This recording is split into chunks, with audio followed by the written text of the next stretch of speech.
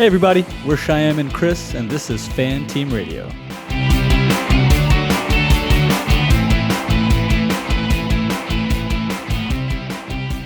And we're back for the 2024 Formula One season. Chris, we're going to be breaking down some of the off-season drama today, and then give our thoughts on winter testing, go through the Lewis Hamilton of it all, the Andretti. Really looking forward to it. Excited to be able to chat with you some more this season. What's been up? Yeah, man, the biggest news on the offseason Formula One has got everybody in a stir. Craziest thing is that Williams finally put the screen on their steering wheel. Nah, seriously That's the though. big, okay. Yeah, I don't know where you're going with that one. Yeah, no, I just it's like one of those things like, James Vowles is making big changes to Williams, but no, obviously the biggest news is Lewis Hamilton to Ferrari for 2025. Nobody in their right mind saw this coming. What are your thoughts on this? I mean, I have the guy's Mercedes car tattooed on my leg, so I'm pretty invested. Yeah. Yeah, I mean, I woke up, saw it on my news feed, and honestly, didn't have such a strong reaction. It kind of made sense to me. I think it's one of those things where the was on the walls. No one really talked about it a whole lot. Obviously, Lewis has a relationship with the Ferrari organization. I personally needed to buy new Ferrari merch or an excuse to buy Ferrari merch anyways, so this is perfect for me. Listen, he's going to ride off in the sun like a lot of other champs have, except for Fernando, who seems to keep coming back. Uh, but a tenure at Ferrari for a world championship driver, it just kind of makes sense, especially with Mercedes. Not delivering the car that Lewis needs to win. He's a winning machine. It's what he does. Uh, I think this is also a good transition point to hand the team off to George and see what he can do with it. But it does leave a lot of room for movement now, going into the silly season. I want to play a little bit of musical chairs with you, Chris, and kind of see where the dice might fall. But what were your thoughts? How, like as a primarily Max Verstappen fan, what did you think about Lewis's decision? Yeah, I mean, I think this really started with my favorite driver, which is Valtteri. I think that was sort of the start of this whole process of. I think Lewis fought pretty hard to keep Valtteri in that seat. They had a great partnership. They won a bunch of championships together, WDC and WCC and constructor. So it's like I think the beginning of the end was like Lewis not being heard or not being prioritized. And I think all that stemmed from, after Abu Dhabi 2021, Toto saw the writing on the wall that like Red Bull was going to be a competitor. They were on the up and up. Max was becoming a force, and Lewis was reaching the end of his sort of career. And so Toto, as the head of Mercedes, has to look to the future of F1. And maybe his priority is the next 10 years and not just Lewis's eighth anymore after he was robbed of it clearly. So it's one of those things where, Lewis had to stop being heard. The future was going to be George, and a bunch of decisions probably for the car and for the team slowly started just this little snowball. And I think a lot of that, I think that's why the car ended up ultimately suffering, was because they weren't focusing on one driver anymore. They were focusing on both, and their driving styles, their heights, everything is very different. So I think Lewis just was like, this isn't, I had my time here and now I need to look to the future. And then we have, everyone wants to go with Ferrari, has a relationship with Fred Vasseur and Ferrari. And I think he was just ultimately listened to and given the whole world by Ferrari. And then, I was shocked from just the news of it because everybody thinks he was a Mercedes lifer. But after breaking it down, totally get. And I think it's probably really good for the sport and will be really good for Lewis and his legacy. Yeah, I think Ferrari did an excellent job. I think I want to take a step back here and really give Freddie Vasseur his flowers.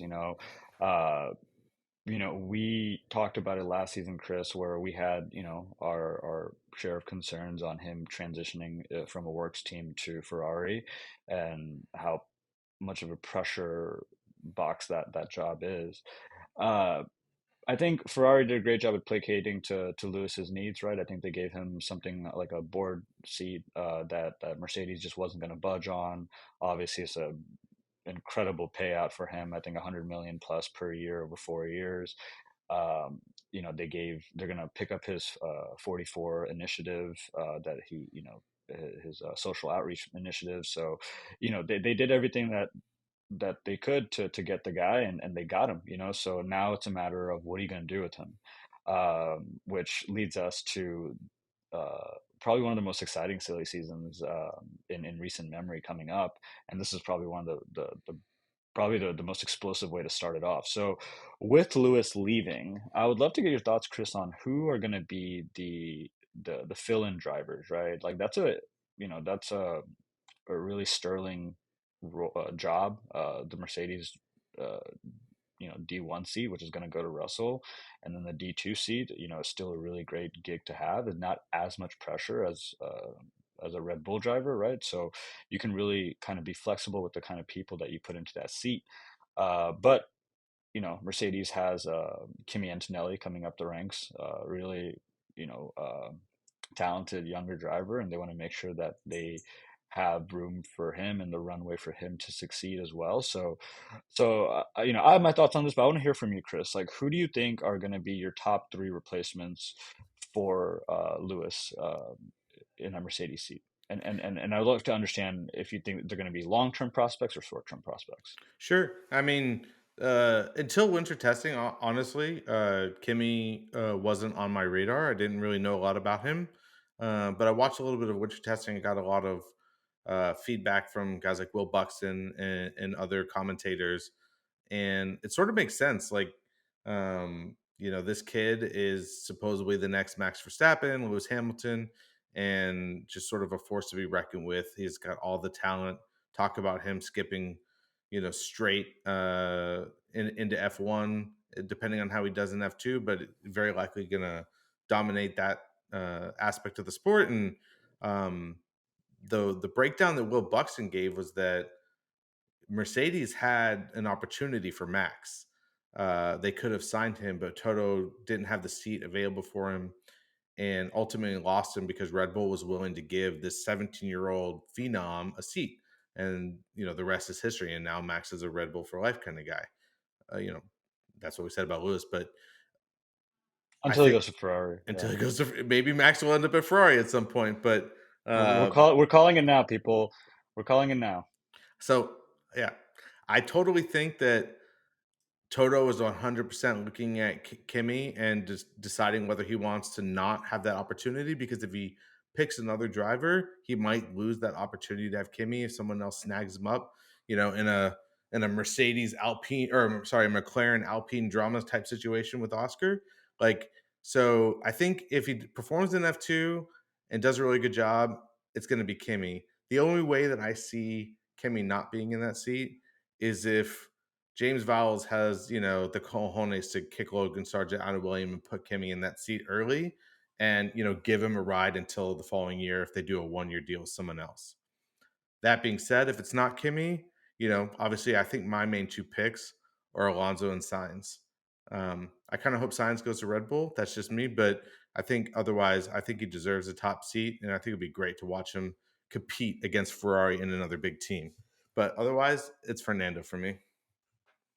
Yeah, I mean, I'll pick up there as well. I think Fernando's my first choice, and for a couple of reasons, right? So I think everything you said about Kimi is really to the point. You want to make sure that you have a clear runway for a young talent to come in and have, feel the love and not go to another team, which is something that we saw with the Oscar situation, kind of, you know, blowing up in Otmar's face and in Alpine's face. So you want to avoid that situation. You want to avoid, I guess, Toto's misstep early on in Max's career, not snagging him up.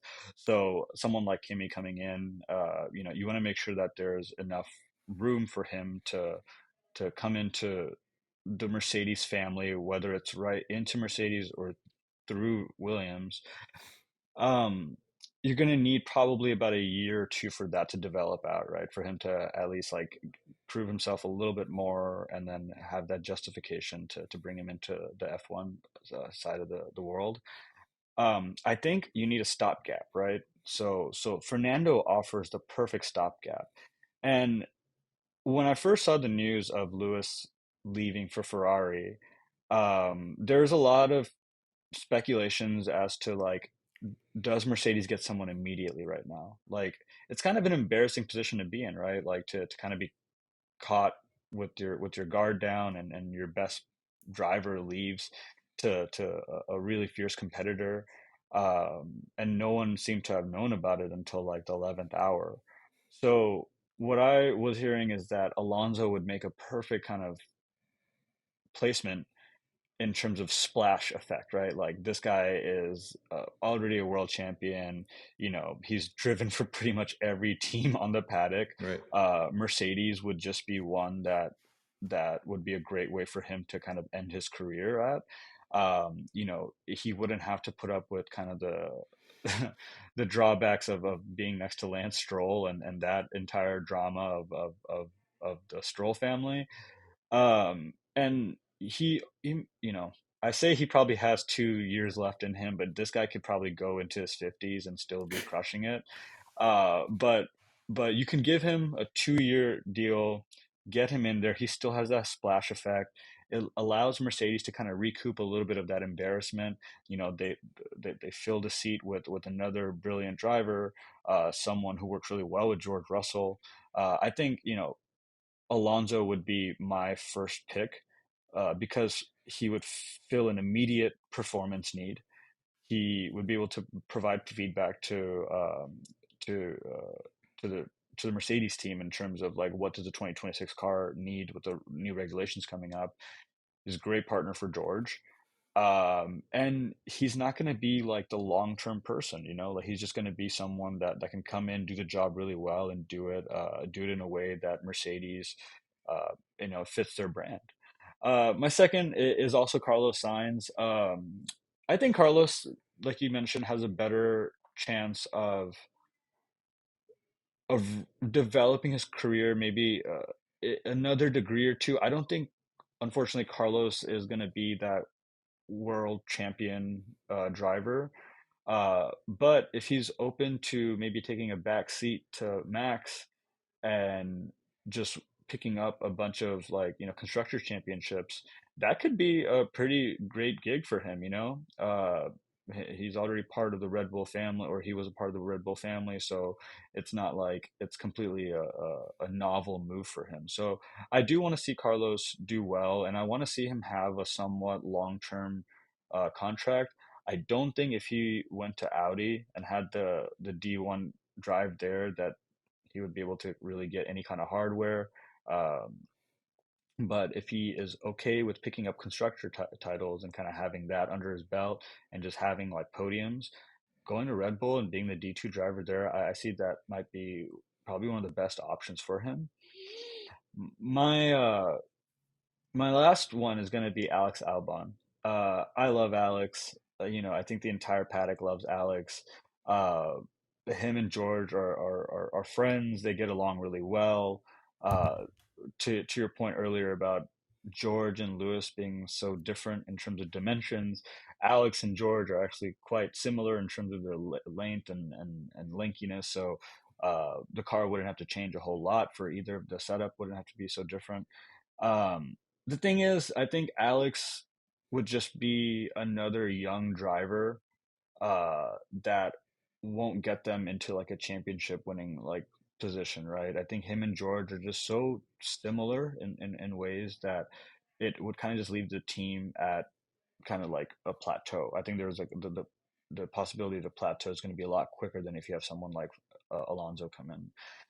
So those are kind of like my thoughts. I think that Alex would be a good fit.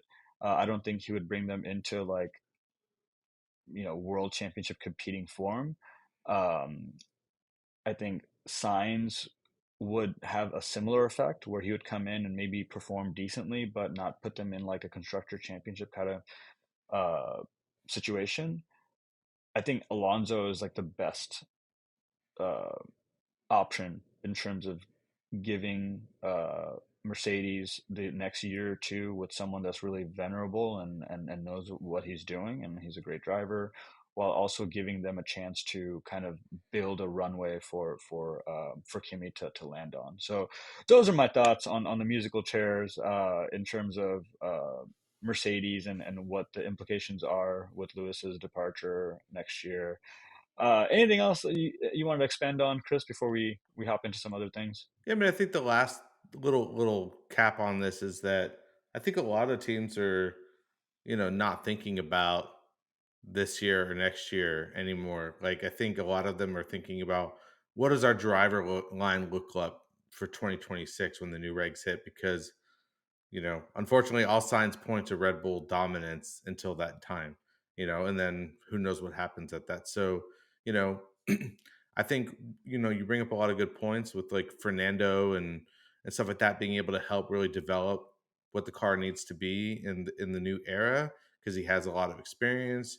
He knows the ins and outs of multiple teams and multiple, eras and generations of cars. So, um, I think they're either going to put Kimmy in that seat so that he has 2 years of experience when it comes to 2026. Because I don't see any other team winning a championship at the moment besides Red Bull. So we'll see what happens. I think it's going to be interesting. There's so many drivers that are up for renewal contract in 20. Their contracts Yeah, I end think in like 2024. 14. Yeah, Yeah, it's 14 like an drivers. insane amount. So silly season this summer, winter, summer break is going to be insane. Um, and it's already kicked off before this season's begun with Lewis. So it's going to be crazy, and I think we're going to lose a few beloved drivers. I think Bottas might be out of the sport. Yuki could be out of the sport. I definitely think Pierre Gasly might be out too. Like, who knows? I think it's going to be crazy. So we'll just see what happens, but a lot of new opportunities for the future. But yeah, ultimately, I think Lewis has kicked off a chain reaction that's going to be probably the craziest silly season we've ever had. Yeah, no lies there. Let's talk about another big point in the off season, one that grinded both of our gears a little bit. The story of Andretti's bid being denied again.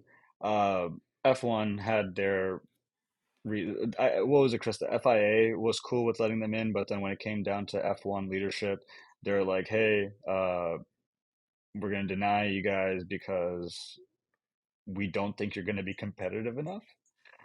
Something to that effect. Yep.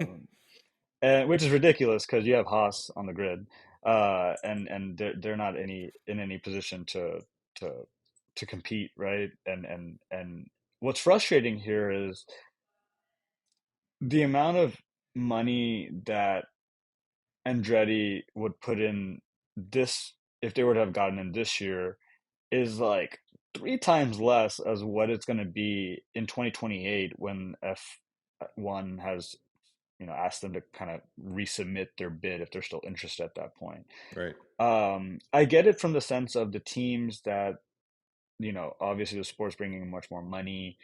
Each team is the value of each team has gone up substantially, and so you want to be able to kind of have uh, some sort of payout for the owners if a new team were to come in. I get that. What I don't get is kind of how they're blatantly um, undermining the competitive nature of the sport by not letting in uh, what could be what I thought was a really competitive like package, with uh was it a GM and Andretti, like it's for an American, team that would be great. Uh, I know Gene Haas has, you know, this weird penchant to not spend any money on Haas, and you can kind of see what that looks like on the grid. It looks pathetic.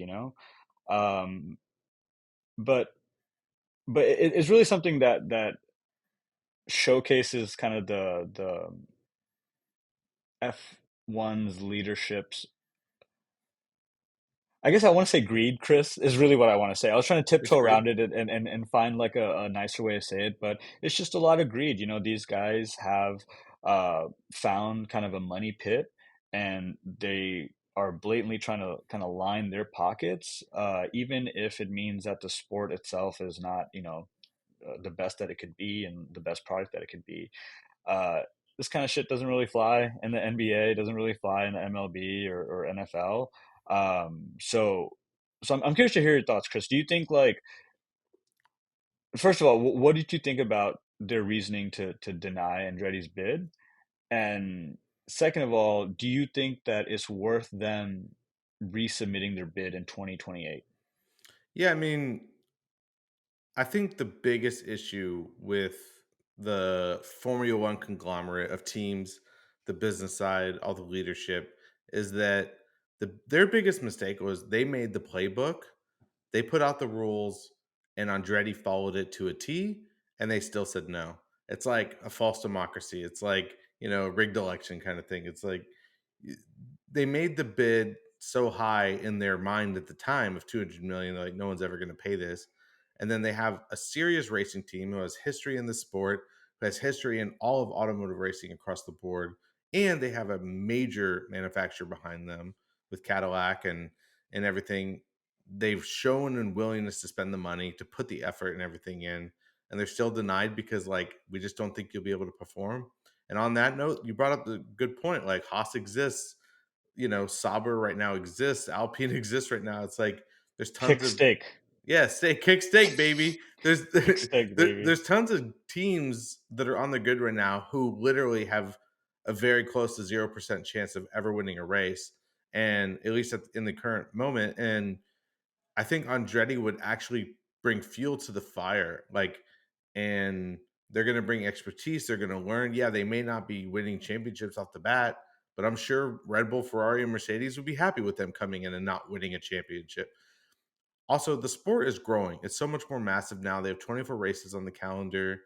They're doing it big. They're doing Vegas. There's so much more money, and I think maybe that's why they're being protective over it, because they grew the pie and now they have bigger slices and they don't want to add another slice. But at some point there will be a moment where the sport just can't support it anymore. It'll break down under its own weight if it doesn't actually have authentic, good talent in racing and a good sport. If it's all just glitz and glamour, eventually that will run out. I think we're already seeing it because I think I brought up the other day that Drive to Survive was out and it didn't even make the top 10 on Netflix. And I was like, Yeah. maybe the American audience is already bored of the sport, because we had 2021 Max versus Lewis. It was the craziest thing. Abu Dhabi, you couldn't have written a script more entertaining than that. And then the next year was just Max, Max, Max, Max, Max. So I think people just already lost interest. So we need good competitive teams. So yeah, I'm very upset that they paid the money, they got the sponsor, they have a history, they're a serious team, and they were denied for what? A bullshit reason that they can't really stand behind. So I really wanted to see like I really wouldn't mind if like Haas sold to Andretti or another team sold to Andretti. I just don't think that's ever going to happen. So I totally think that they should have been allowed in. And after the FAI approved it, F1 denying it is just ridiculous in my opinion. Yeah, I mean, you even have like the new team principal Io Komatsu go pretty much live and say, "Hey, we're really not going to be competitive. Don't expect us to do a whole lot," and which is the truth, right? I mean, and I applaud him for that. But should we be in a position as a sport where that's like the default, and that's like, oh, like imagine like I'll use NFL for example's sake. Cleveland Browns, Houston Texans. Just in the last like 5, 6 years, they were terrible, and really had nowhere to go but up. And it seems like, and now like in 2024, both those teams were in the playoffs. They did really great. They have this like trajectory that's like going up. Cincinnati Bengals had that a few years ago as well. What I say all that to mention that they in the NFL, when you're at your lowest, there's only one way up. And people will get fired, people will get hired, movements will happen within instances to make sure that timeline to success is truncated as possible. I don't think that concept really applies to teams that have been grandfathered in F1. I feel like if you just pay your rent, like you're good. Like we'll let you stay. You're already grandfathered in. And so now you do have like this even more widening gap between like the front runners and the back of the pack, you know? And it's just wasted space. If what they're trying to do is get people to buy out teams, there's a two-way street to that, right? Like someone's going to want to sell their team too. Like F1, if they're like, hey, Gene, your team is not meeting the standards that we need to kind of keep afloat. You're barely like scraping by. I think it'd be in our best interest if you sold the team. Like, I don't know, like how that, I don't know what you could do to kind of m- bake that into like teams' contracts or if that's even doable legally, but there has to be something to the effect of if you guys just keep sliding by every year on the bare minimum, there's a punitive measure, like we will like maybe fine you, like we'll keep fining you until you literally have normal money and you have to sell the car or sell the team. But just to say like, hey, like Andretti, y'all could have gotten in this year if you would just went and bought another team. Like, like that option's not even open to them, Like then you have like works teams, you have Visa, Cash App, Rocky, Bullwinkle, like you like these are ridiculous like circumstances to bring a new team into the paddock. Another thing they mentioned, Chris, was there's not enough room in like the paddock space. That's a lie. And I'm like, they made a fake one just to shoot Brad Pitt's movie. Like what? Like what? Like that's the reason that like you're gonna give? It's just I wish they would have been like, hey guys, we miscalculated our bid the first time around, and the sport has. If they're just transparent about it, right? They're like, hey, the cost has gone up. Like we need to recalibrate for that. Instead of being like, hey, we just didn't think you were gonna be competitive enough. Like like it just these kind of baseless reasons. So I don't know. It kind of grinded my gears, but I don't expect anything more from the FIA. Lining their pockets seems like that's mission critical right now for them. After watching kind of the soiree that Lance Stroll threw on was it episode 2 of Drive to Survive this season, Yeah, that like was the first the on the it was boat. the Yeah. first. Oh yeah, The, yeah, first the episode. Yeah, the like minute I saw that, I was like, "Oh, this is why. Like, these are like Bond villains, and you don't want to mess with them." So, you know, my favorite part is that Stefano Domenicali and Toto both needed wristbands, but then fucking Lawrence didn't. And I was like, what the fuck is this? Like, what what? are we watching? Yeah, like that was actually really weird to me. Like showing these like workers like stressed out about Lawrence's arrival. It's like, what are we at fucking Hollywood? Like, I don't know. It was kind of a little weird, but Does it give you a little PTSD from our CAA days? 100%. Yeah, Yeah. that's what I got too. When I was watching it, I was thinking about the assistants. I was like, man, I know what that's like. Oh, I won't get into it on the podcast, but I have a story where like assistants were like freaked out about almost a very similar thing. It was for a wristband, and they didn't want to upset their boss, and it was very, very stressful. And I was just like, man. So that brought me back to those days of just But yeah, I can totally see why these guys are, you know, th- they're all greedy. They're all businessmen. They want to maximize profits. They have a lot to answer for with sponsors and everything like that. But at the same time, like you said, be upfront and be honest about it. Don't bullshit them with your like, you're not going to be competitive enough. And as for your question on should they reapply? Absolutely. They should keep hammering down the door until they break them down. Show them that they're consistent. They want to be in the sport. If they want to actually be in F1, keep trying, keep getting in, and then get in, make a better car, and destroy them. And be like, there you go. I'm not competitive enough. This trophy, is pretty heavy. Get off my back. So, you know, I mean, it's the other thing that I guess is worth noting is what kind of happened to Gunther, this past in the past 2 months. He got canned in January, I feel like. So, you know, it was that a reaction to it happened so suddenly, and it happened at such a weird time in the year, like we're so late into like the off season. I was just kind of wondering, like, is it something that's been building between Gene and Gunther for a long time coming? or was Gunther just as surprised as anyone else? It seems like he's kind of checked out. Like, it seemed like he kind of knew the team was going to be a losing season this year, a losing season probably next year too. So maybe Io Komatsu comes in and maybe changes things gradually in a way that I want to see him succeed. But I also think that you're really taking away from the fans at the end of the day, right? You're really not putting your best foot forward, but claiming to have the best Formula Series in the world, which is correct because the other Formula Series are like Formula E and Formula 2 and like less funding, you know, less, I guess, bandwidth to kind of attract the top drivers in the world.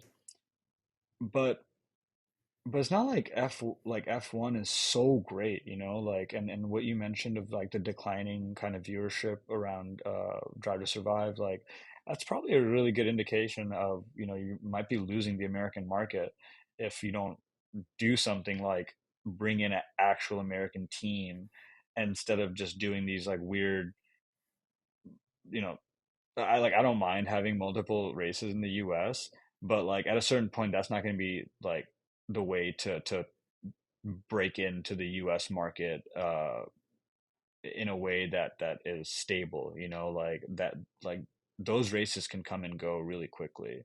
I think having a mainstay that Americans can like really like hang their hat on, like a team like Andretti, I think that's something that's gives the sport more staying power in the States. So that's just kind of my bit on Andretti. I think that they were done wrong. I think that they should also reapply, but man, if it's going to be something like this, I would probably like have some sort of lawyer involvement. I also understand the fact that they didn't probably want a lawyer up this time around because you don't want to be perceived as like like you don't want to bite the hand that feeds in a certain sense, like Sure. if you're trying to enter the club, you don't want to antagonize the club. So I understand that Andretti is kind of in a weird spot right now with it, and I would love to see them in 2028 just reapply. I would love to see F1 try to like jimmy their way out again, because they're going to be like, oh, 700 million is not enough. It's actually 1.7 billion you now need to get in. I don't know. I think it's just, again, floundering kind of brand uh, of a team with Haas has their stay, and a team like Andretti that has so much value to it, and the GM component of it. Like I thought it was a really great package, but what do I know?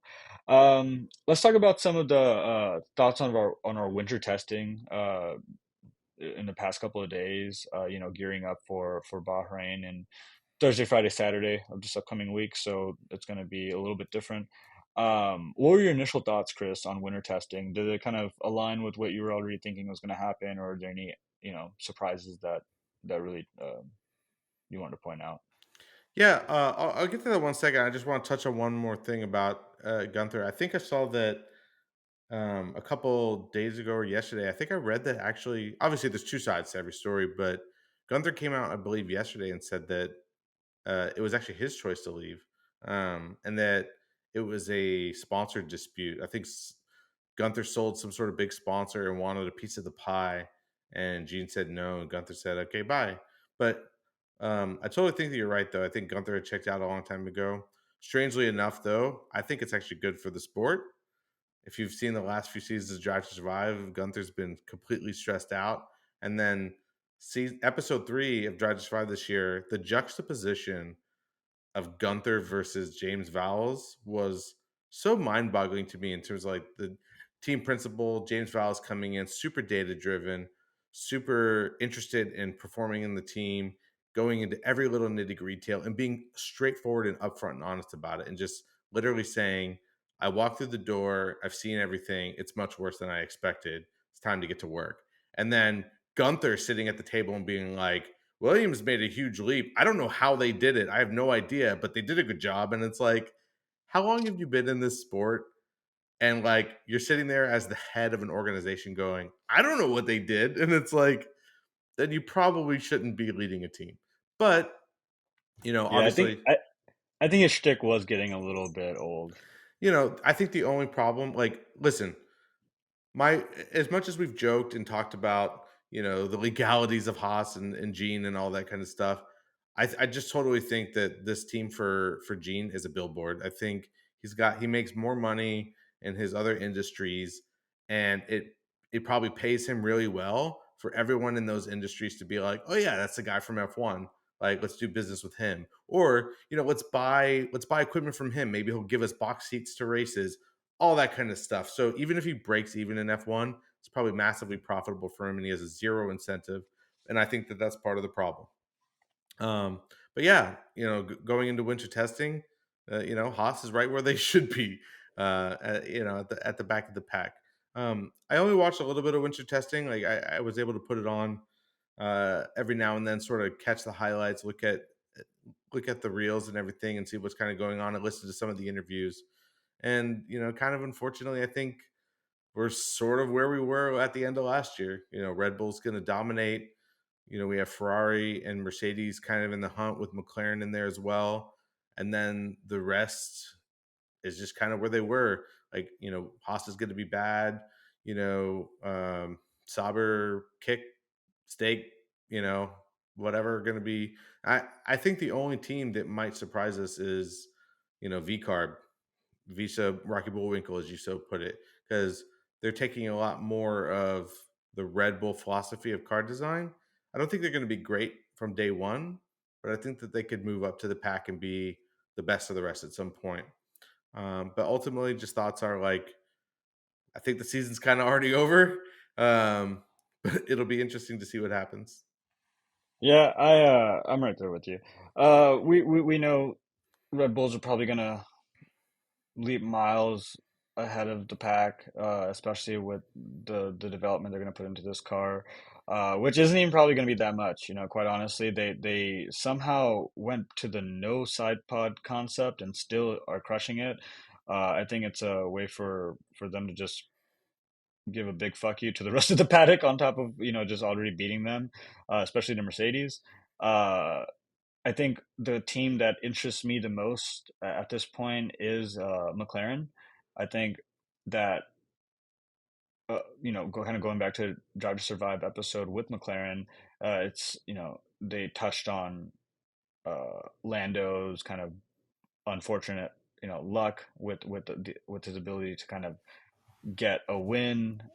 They talked about Oscar coming in as like the young buck, and the amount of competition that kind of puts on Lando's shoulders. And then they talked about Zach Brown, which I started to realize I don't really like Zach Brown. I don't know if a lot of people like that guy. But he brings in money, and I think there was an entire part of the episode about McLaren where he was just kind of talking to, I think this was the CEO of McLaren, or like the chairman of McLaren, and it was so cringy, like it seemed staged, it seemed cringy. I say all of that, but their car seems like it's gonna keep on that development path that it had last year. So remember last year in the beginning of the year, they started in the pits and then they miraculously worked themselves out of it. Uh, and this year, the expectation is that they won't be starting in the pits. They'll be starting kind of on that upward swing that they had closing out last year. So they, in my opinion, might skip over Mercedes and be fighting with Ferrari for the second place in this year's constructors championship. I think Mercedes is probably going to take a step sideways and potentially even back, just kind of given the fact that they still don't know what this car is going to do, and by the time I fear that they will have a grasp on it, it's already going to be 2026, and the rules are going to be different.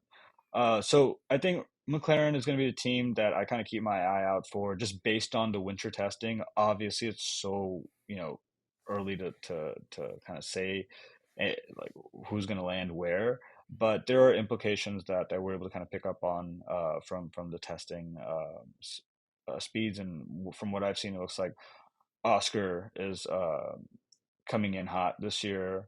I think it might be Lando's best year to try to compete for a race win, at least, if their trend of development continues as it did last year. Um, and as long as Zach Brown keeps bringing in money, I guess, you know, uh, it's just a matter of the car at that point is the the crux of kind of their success and their failure is going to be if the car works or not. Everything else I feel like is in place for them to have success. But they're really going to live or die on how the car performs this year. Um, Another team I want to talk about, Chris, that we were talking about early on is Alpine. So they weren't incredibly impressive in winter testing. They're kind of a lackadaisical team in my view. Like do you get the same sense, Chris? Do you think like that there's some whim of hope for them to do what McLaren did last year, or do you think that they're pretty much in a in a boiler room situation? Unfortunately, I think Alpine needs to hit the reset button. I just they had all of that drama with Otmar and who was the team principal before, or the head of Otmar? I can't Um, remember his name. I forgot his name. The French guy. I forgot his name. Yeah, yeah, yeah. We talked about him a lot in previous seasons, but um, they had so much drama between those guys, and they weren't focused. And now they have all these big celebrity investors, things coming in. They also have a driver pairing that don't really get along on the surface of things due to their history. And I just think that they It was Laurent Rossi. That was the learn, one. yeah, learn Yeah. Rossi, and I totally think that Alpine just need to take a step back, look at their philosophy, look at their driver lineup, and decide like their goals, like get somebody at the head who really knows what they're doing. Like we talked a lot about getting Mattia in there. I think that would have been a great step for them, someone with massive engineering background, someone who's led a world championship team, and someone who I think was unfairly let go from Ferrari. I mean, I think Fred Visser might start doing a good job, especially helping to bring Lewis to there. But ultimately, I think Mattia would have been a good job for Alpine. Um, and I don't think that they're going to do good this season. I don't think that they're going to be able to do what McLaren did. I think they're going to struggle um, probably until 2026 at the earliest. So we'll see. But I don't have high hopes for them, and there's not a whole lot of like hope in that mix. Like in the recipe, there's not a lot of secret ingredients that you're like, this looks bad, but maybe it'll be really good. It just kind of looks bad and is bad. So that's unfortunate. I want to go back real quick on your thoughts on McLaren. When my so everyone gets that sentiment that they don't like Zach Brown, and I get that sentiment too. And then when we were watching that episode, my wife and I, she brought up the fact that she was like, "I don't. Do you like that guy? I don't know if I like that guy."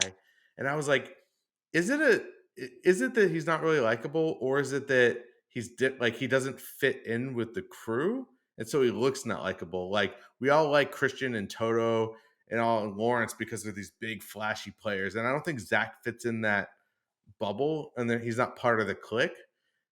But like, and he does like he protests Red Bull all the time, and he protests VCAR being the sister team. But like those are kind of good things. Like you really don't. I don't think VCAR should be an F1. I think it should be not a sister. Like even Christian and Drive to Survive said this team only exists to find Red Bull drivers. It's like I don't think that should be the Yeah. case either. So like I can't decide whether Zach Brown is like a bad guy or just looks like a bad guy because he's like an outcast. Um, but we'll see what happens. But like I totally and the other interesting point I wanted to bring up, and we talked a little bit offline, is that Vegas, at least a few months ago or weeks ago, had Lando as the second most likely to win WDC, which I thought was interesting considering he hasn't won a race yet. So totally agree with you that this might be his year to finally win a race. And I think that they have that recipe. So I'm glad that you were like, because I know how you feel about McLaren a little bit. So, or at least the Lando aspect of things. So I'm just glad that you're watching them as closely, because I really hope that they fight to the front, because I think it'll be good for the sport. Yeah, I mean, I guess Zach just doesn't have that European panache that these other guys have, and that could be a reason why people aren't the biggest fan of him. But you know, he, uh, he brings in money. He brings in money, and he has Google as a sponsor. He does what a CEO needs to do, and then kind of leaves a lot of the technical pieces to his engineers, which I respect from Zach. I just think the way he kind of comes off, especially in the Drive to Survive, uh, in the Drive to Survive episode, I was just like, man, he's really like trying to like insert himself into all aspects of this show. So I don't know, maybe it just kind of threw me off a little bit there. But let's talk about VCarp because they came up a couple of times. Visa Cash App, Raging Bulls. What I don't know what to call them. Every time the commentators would Toro say Rosso, RB, baby. yeah, every time the commentators say RB, I'm like, are they referring to Red Bull? I have no idea. Terrible naming. Just call them V carb to make it easier on all of us. Um, I, I have. I also think they're a really interesting team to keep an eye out on. Yuki, just the sheer fact that he's been able to keep his seat at a Red Bull team for so long, for like the last 3 years, 3 years, 4 years, it's that and it's is a testament to how good of a driver he is. Like, it took a while for me to come around to like the Yuki is a good driver kind of like story. But here I am. I think he's a really talented and consistent driver. um, Danny Rick seemed like he found a little bit of his older self, and I'd be curious to see if that's something that translates in the car, because it's not an actual Red Bull. It's kind of like the Red Bull, 3.0, or one, no, not even. I would say like they're like the Red Bull. They are what Force India did with the Mercedes concept. Remember that a Right. couple of years ago where they were Yeah. like, we didn't copy them. They got in Nah. trouble for that. Yeah. And then VCarb, I think, did a similar thing. They're like, we didn't copy them. And I'm just like, I guess, is no one gonna say anything? Like Well, no, Zach it's Brown brought it up and he said, I don't think they're actually cheating because it's within the regulations. They copied all the parts that they're allowed to copy. Now, Zach Brown said they're not cheating, but it's kind of outside of the spirit of being your own independent team. So I see both sides of it, but they didn't copy it 100%, but they copied it enough, and it is what it is. so let's assume that the parts that they copied has measurable like, improvements on their performance from last year. I think Danny Rick could be in a position to where he does really well, maybe snags a couple of P9s, P8s, P7s. I don't think he's going to be up there in the P4s or anything like that. But I think the outlook on this season for Danny Rick looks a lot better than what I was projecting last year. I don't think he's going to be the D2 driver for Red Bull, unfortunately, still. I think that the team is better going, a Carlos Sainz route, or, even kind of bringing in the Liam Lawson directly into Red Bull and having him skip the V carb experience. Because again, right, what we were talking about earlier with Kimi Antonelli is you don't want to lose someone like Liam Lawson, right? And I think Red Bull does a really good job of keeping their drivers in house, and they're really sticky with their drivers, right? Like they're able to kind of keep them and groom them and kind of bring them up into Red Bull, and as soon as they don't perform, they'll cut them off. So like it's a really interesting business model with those guys, but I think Yuki is probably going to have a better season than Danny, but I think Danny's gonna have a way better season than he did last year.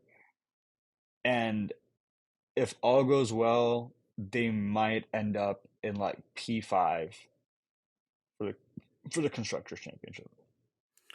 I Do you think? mean, Do you think I'm off base in assuming that? What do you think? no, I think that's pretty accurate. But I will have to say that, like, yeah, I think Danny. I watched that episode where you get to watch his test on Drive to Survive, which was really interesting. Um, And, as much as he's had up and downs, like the fate sort of put him back in the sport. And I think he's getting really lucky with now AlphaTauri becoming V carb because he's actually going to be in a, quasi competitive car and get to show his oomph again and where his mojo is. But I totally agree with you. I don't think Danny's going to end up back at Red Bull. I think it's too late for him. It's too past his prime. I think the only chance he gets is if Checo just like absolutely shits the bed and they want to put somebody in that seat for the half of the season.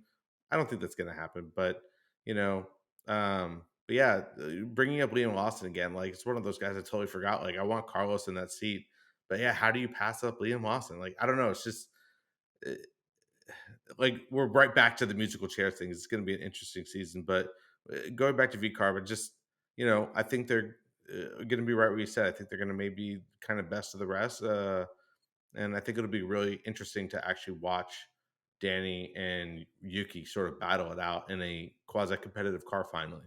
So I'm interested to see where that team goes, but the naming thing, RB is terrible. Yeah, I don't get it, man. Yeah, me neither. And the fact that it'll probably change again next year is also infuriating because then I'm gonna get used to saying V carb like an asshole for the year, and then have to change that up again.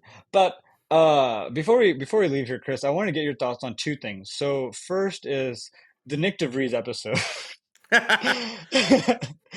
So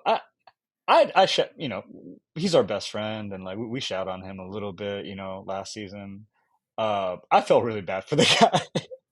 I was just like, man, like to see someone just fall like in real time, like it is kind of a devastating thing. Like we were able to kind of see like the the end results of everything that happened, right, last season when we were just kind of watching and speculating.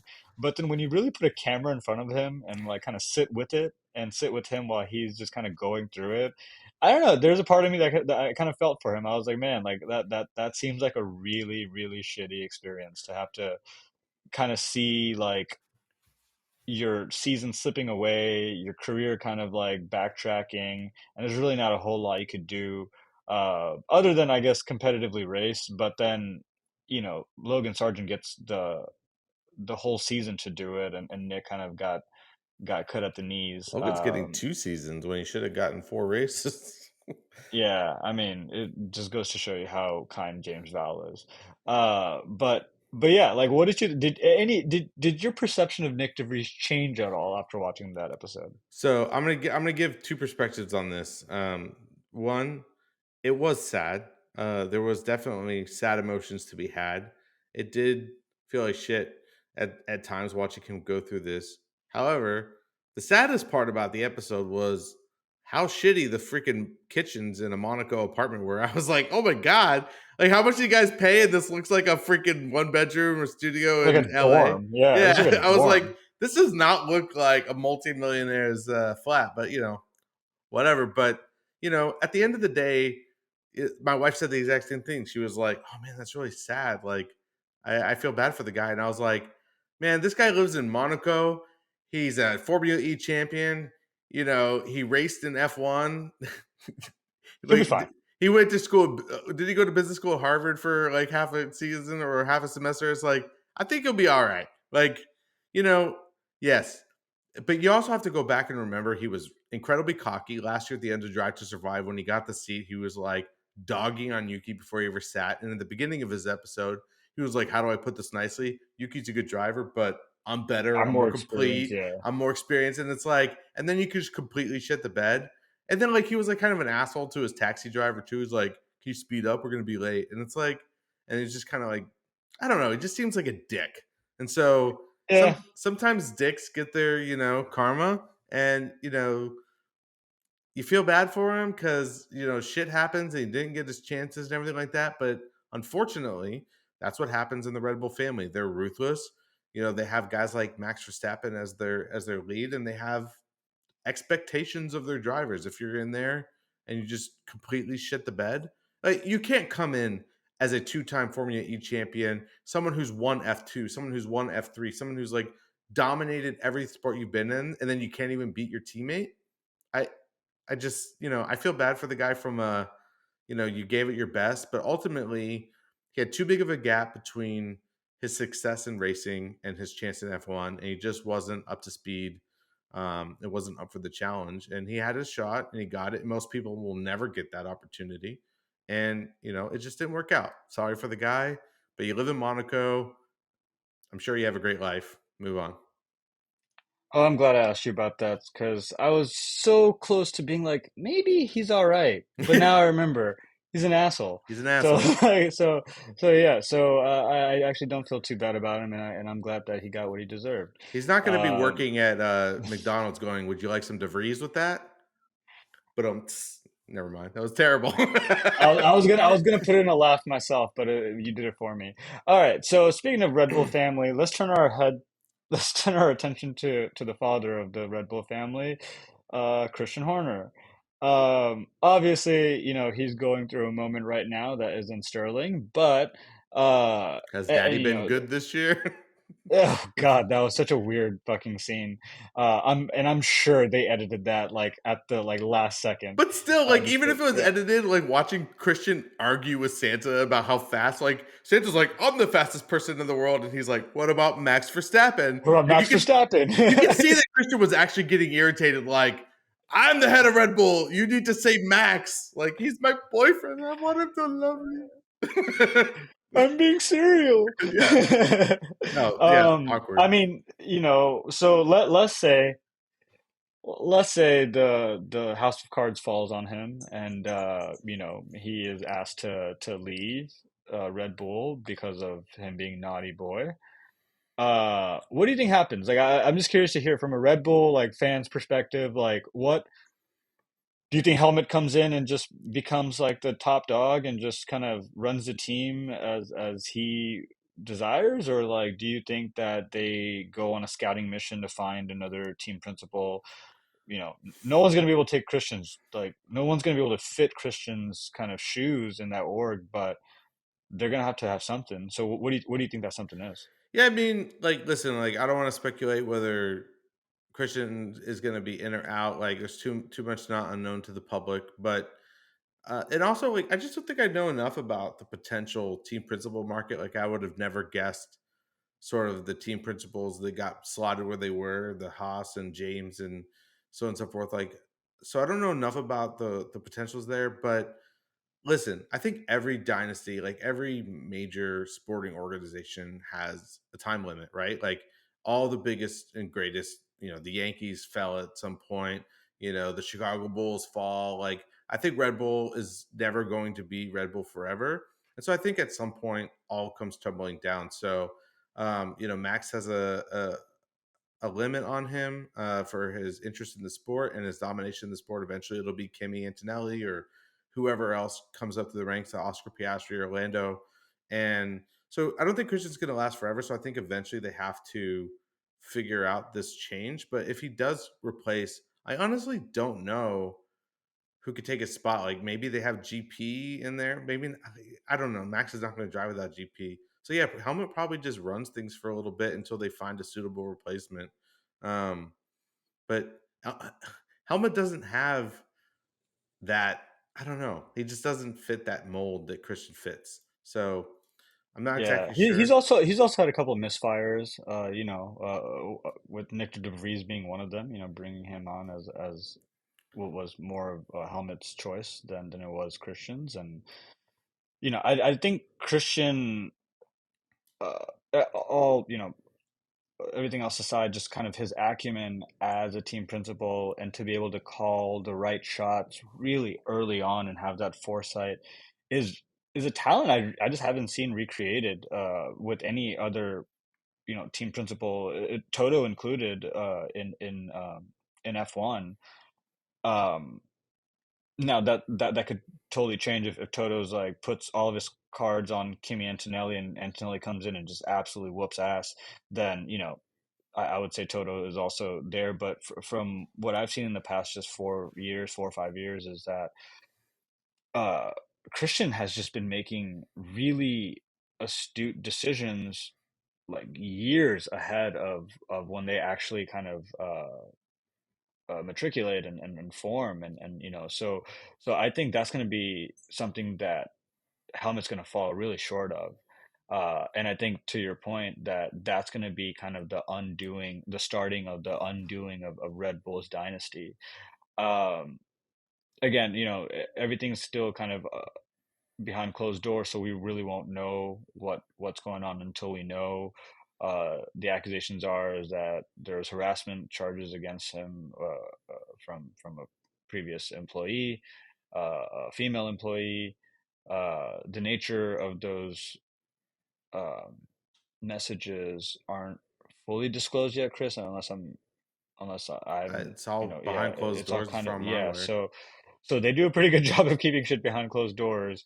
Well, But I the think, the more interesting thing about that, real quick, is that this wasn't news that came out and then Red Bull responded to. Red Bull brought the news to the market, which is the only really interesting piece. Usually, a company, if they have information like this, they're going to keep it internal and keep it behind closed doors, unless they just want to get ahead of the story. But mm, ultimately, like, people don't want this shit to get out, right? Because if they investigate him and they found to be innocent, then if it never got out, then there's no reason to ever tell anybody. So it's kind of interesting that Red Bull put it out there in the verse for people to see ahead of time. So that's the only thing. But I know Christian and what he's going through right now is a PR disaster a little bit for Red Bull, but I worry about the PR disaster that would be Helmet at the head after what he said about Checo and other things. Could you imagine like interviews with Helmet and him just like flapping his mouth off? I mean, I don't know. I don't think it could be him, but yeah, we'll see what happens. I think F1 would be, obviously if Christian did do something, it is what it is. But I think F1 would be like you said, he's the best of the best in team principles. He's got a knack for this thing. He's been doing it a long time, and I think it would be a different sport without him. yeah, I mean, he definitely has the best estate out of all of the F1 bosses, team bosses. So definitely would want to see that in future episodes of Drive to Survive. But if he does something heinous and he's a monster, then I don't feel bad seeing him out. It's true. You know, so no, it sounds like we have a lot of things to keep us entertained this season, even though all signs kind of point to Max kind of riding into the sunset again with his Red Bull and potentially like winning the season halfway through the season like he did last year.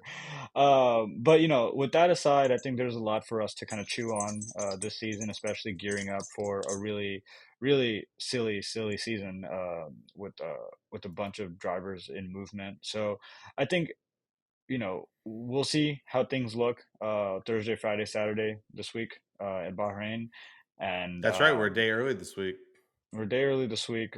So we'll we'll get back together again, Chris. We'll sync up, do this number, and we'll recap Bahrain, and hopefully the testing numbers that we've seen and the results that come from that race are two very different things.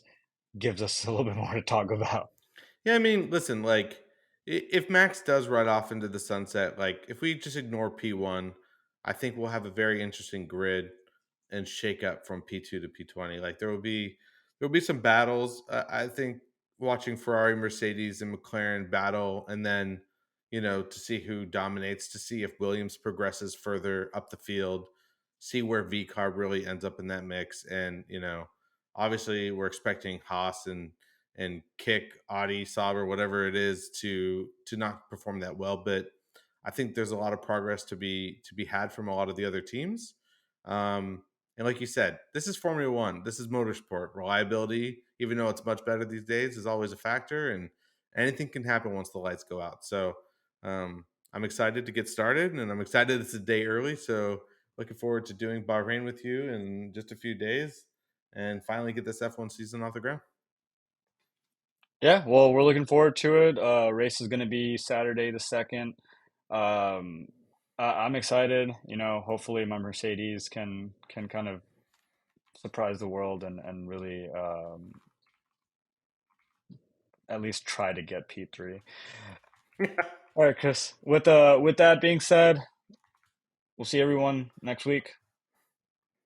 Have a good one.